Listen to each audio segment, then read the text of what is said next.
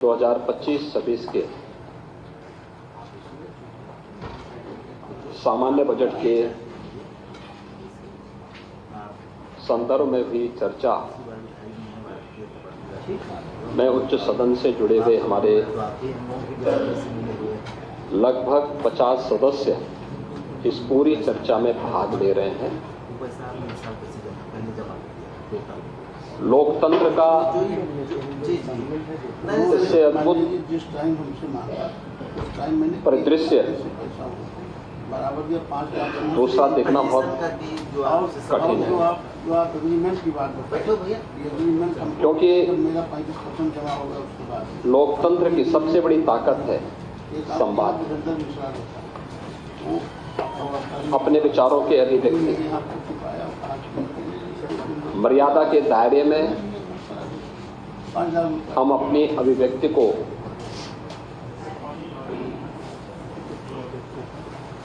सदन के मंच पर रखें, सदन के पटल पर रखें। सत्ता पक्ष और विपक्ष से जुड़े हुए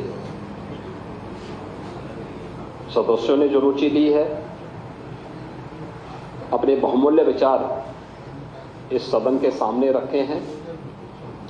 मैं इसके लिए उन सभी माननीय सदस्यों को हृदय से धन्यवाद देना चाहता हूं जिन्होंने इस पूरी चर्चा में भाग लिया। महोदय, चर्चा जब हम लोग यहां पर आगे बढ़ा रहे हैं तो यह वर्ष अत्यंत महत्वपूर्ण है और उन सभी घटनाओं के हम साक्षी बन रहे हैं।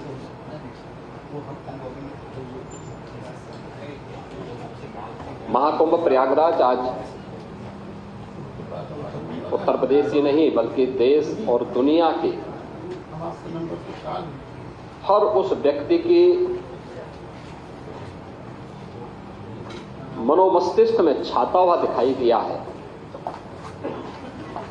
जो अपने आप में दुनिया की एक यूनिक इवेंट बनकर के लंबे समय तक दुनिया को अपनी ओर आकर्षित करेगा।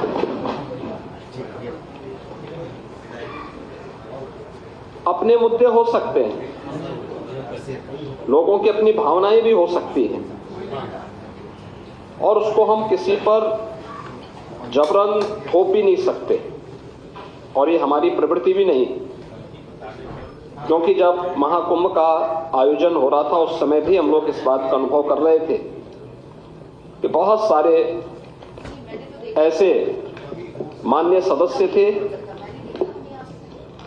या ऐसी पार्टियां थी, ऐसे संगठन थे जो तमाम प्रकार के अनर्गल लाभ इस दौरान कर रहे थे, लेकिन उन सब से इतर रह करके हम लोग इन सभी घटनाओं के मौन साक्षी बन करके अपनी जिम्मेदारियों का निर्वहन कर रहे थे।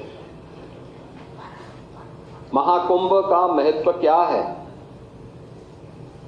इसके आध्यात्मिक पहलू को लेकर, इसके सामाजिक पहलू को लेकर, राष्ट्रीय एकात्मता के पहलू को लेकर, इसके आर्थिक पहलू को लेकर के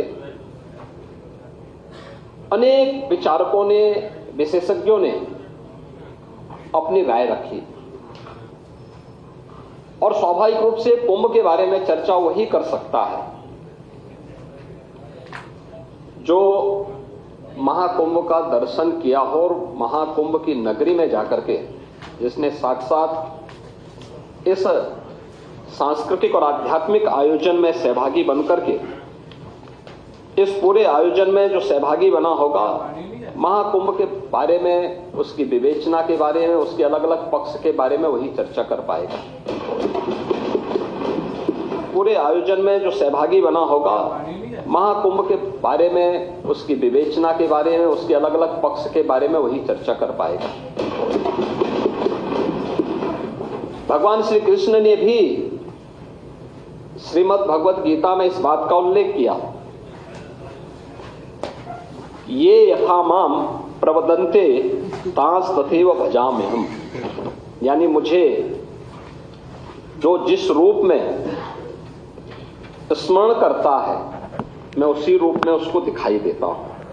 और मुझे लगता है कि जिसकी जैसी दृष्टि थी उसको वैसे ही सृष्टि प्रयागराज में देखने को मिली। पहला आयोजन है जिसको दुनिया के मीडिया ने सराहा है और दुनिया की मीडिया की चर्चा मैंने कल भी की थी। मैं उसको बहुत लंबा नहीं खींचना चाहूंगा, लेकिन फिर भी चाहे वह the wall street journal America का हो, BBC लंदन हो, एक्सप्रेस ट्रिब्यून हो, द न्यूयॉर्क टाइम्स हो, राइटर्स हो, द गार्डियन हो, CNN हो, इन सब ने इस महाआयोजन की तारीफ की, इस महाआयोजन की तारीफ की।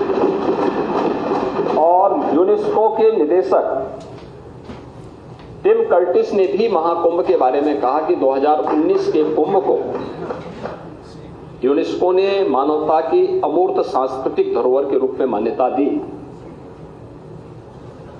उन्होंने कहा कि इससे पहले 2023 में इसके सामाजिक, आर्थिक और पर्यावरणीय प्रभावों की निगरानी की जा रही थी। कुंभ मेला प्राकृतिक और सांस्कृतिक धरोहर के रूप में विश्व को एक नई दृष्टि प्रदान कर रहा है और वे स्वयं भी महाकुंभ के हिस्सेदार बने थे, उसमें भागीदार बने थे। महोदय, आज का एक बहुत महत्वपूर्ण आर्टिकल है, मैं उसकी ओर भी सदन का ध्यान आकर्षित करना चाहूंगा। और वह इसलिए भी आवश्यक है क्योंकि हमारे प्रतिपक्ष के जो माननीय सदस्य हैं वे जानते हैं देश के एक प्रतिष्ठित हिंदी आलोचक श्री सुधीर पचौरी को। ये हमारे संघ विचारधारा के नहीं है, भारतीय जनता पार्टी से भी उनका कोई संबंध नहीं है।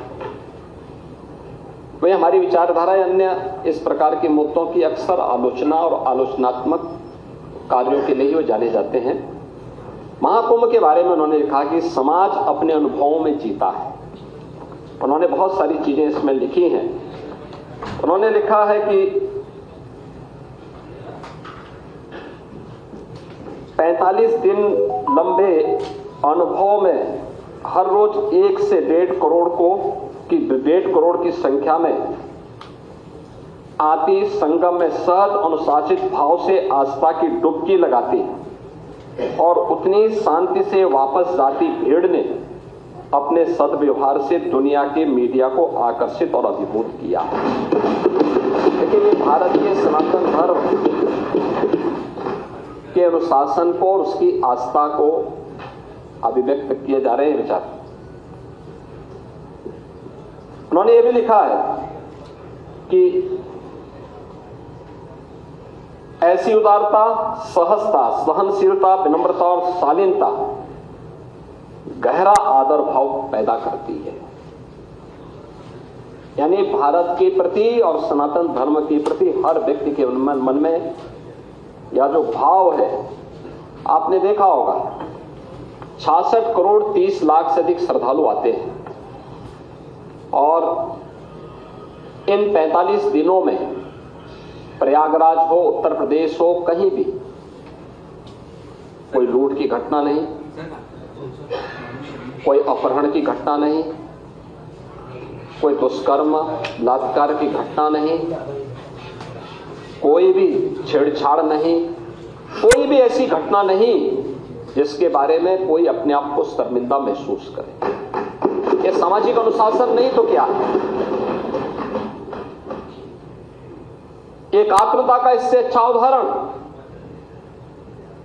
जाति के भेद, सारी सीमाएं टूट गई। कोई जाति का भेद नहीं, कोई पंथ का भेद नहीं, कोई संप्रदाय का भेद नहीं, कोई क्षेत्र का भेद नहीं। देश की सीमाओं को भी लांघने वाला, वसुधैव कुटुंबकम के भाव को जागृत करने वाला महाकुंभ एक नया संदेश दुनिया को दिया है। और अंत में श्री सुधीर पचौरी इस बात को भी लिखते हैं अपने आर्टिकल में कि क्या पता कि ऐसे ही निंदकों के प्रतिकार में इस महाकुंभ में इतने रिकॉर्ड तोड़ श्रद्धालु आए ताकि दुनिया जान ले कि समस्त हिंदू समाज एक है। यानी जो लोग महाकुंभ की निंदा कर रहे थे,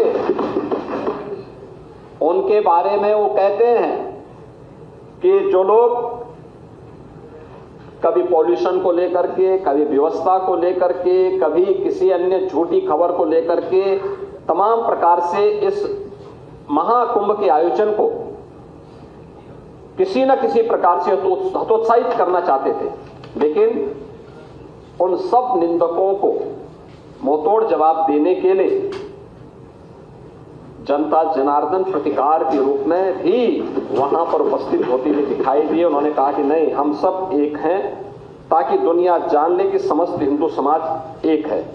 यही नहीं, महाकुंभ ने एक नया हिंदू विमर्श भी पैदा किया है कि हे पश्चिमी आधुनिकता, जिसे तूने दूषित किया, वह अब भी हमारे लिए पवित्र है। याद करिए, जिस गंगा की पवित्रता और अविरलता के बारे में प्रश्न उठ रहा था, 2014 के पहले, नमामि गंगे परियोजना के पहले उत्तर प्रदेश के अंदर मां गंगा 1000 किलोमीटर दूरी तय करती है, बिजनौर जनपद से बलिया जनपद तक। इन 1000 किलोमीटर के दायरे में सबसे क्रिटिकल पॉइंट, और एक क्रिटिकल पॉइंट केवल उत्तर प्रदेश के लिए नहीं था, गंगोत्री से लेकर गंगा सागर तक के इस पूरे 2500 किलोमीटर के दायरे में था, वह कानपुर था। कानपुर में 125 वर्षों से सीसाओं में 4 करोड़ लीटर सीवर प्रतिदिन गंगा जी में उड़ेला जाता था। हम आभारी हैं प्रधानमंत्री मोदी जी के, जिन्होंने नमामि गंगे परियोजना के माध्यम से इस योजना को प्रभावी ढंग से लागू करने के लिए हमें पर्याप्त धनराशि उपलब्ध करवाई। यद्यपि पैसा 2015 में भी उन्होंने उपलब्ध कराई, लेकिन समाजवादी पार्टी की तत्कालीन सरकार ने उसको लागू करने के लिए कोई कदम नहीं उठाए। ये जो प्रदूषण की बात करते थे ना, ये वही लोग हैं जो अपने समय में कुछ कर नहीं पाए, और हमें अवसर मिला तो डबल इंजन की सरकार ने सीसामऊ के सीवर पॉइंट को सेल्फी पॉइंट बनाने का काम किया। एक भी बूंद सीवर आज के दिन पे मां गंगा में, कानपुर में नहीं जाता है।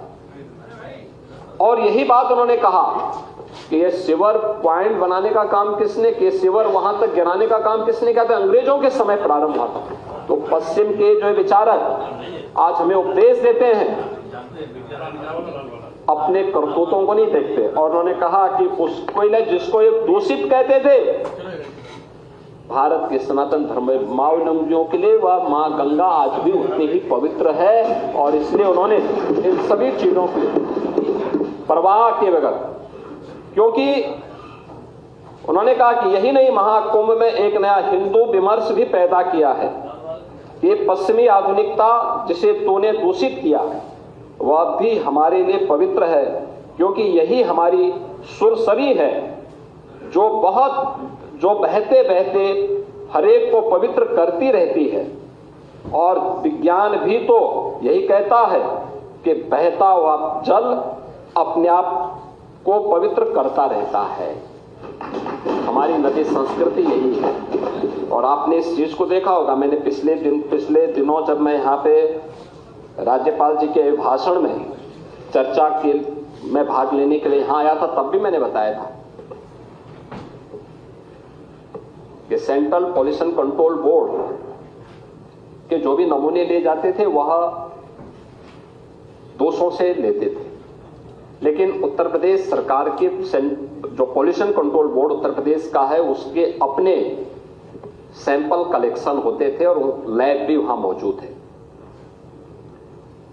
हमने कोई आउटसोर्स नहीं किया, बल्कि स्वयं के मैन पावर से सारे सैंपल लेते थे। और हम लोग देखते थे कि जिन क्षेत्रों में, खासतौर पर आबादी वाले उन क्षेत्रों में जहां भैंस गाय नदी से इस पार से उस पार जाते हैं, और वहां पे जब भैंस गाय नदी में नहाते हैं तो वहां पे फीकल कोलिफॉर्म की मात्रा बढ़ती है। लेकिन वही चीज आगे बढ़ती हुई जब जाती थी, संगम में जब भी नमूने लिए गए तो नमूने बीओडी के, डीओ के या फीकल कोलिफॉर्म के हमेशा वह शुद्धता के सभी मानकों को पूरा करते हुए दिखाई दिए हैं और हर सैंपल को जनवरी से लेकर के फरवरी तक हर सैंपल वहां पे पास हुआ है।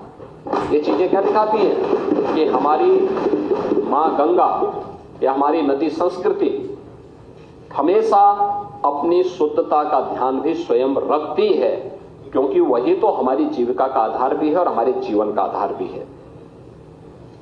लेकिन आर्थिकी का पक्ष भी महत्वपूर्ण है और हम आभारी हैं प्रधानमंत्री मोदी जी के इस बात को लेकर के कि उन्होंने भारत की विरासत को विकास के साथ जोड़ने के साथ साथ आस्था को आजीविका के साथ जोड़ करके नए नए साधन उपलब्ध करवाए हैं देशवासियों के लिए।